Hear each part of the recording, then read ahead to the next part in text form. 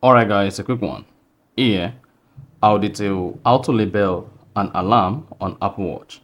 So if at the end of this, you found this offer informative, please don't forget to like and then subscribe. Now the first thing to do is go ahead and press the digital crown once to exit the watch face.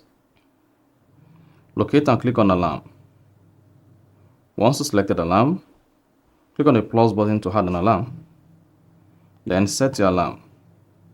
Once you set your alarm, to name or label the alarm, just scroll down, click on the alarm.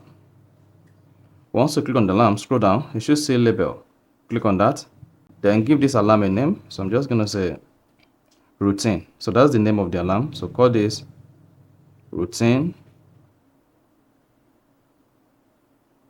And then click on the done button at top right.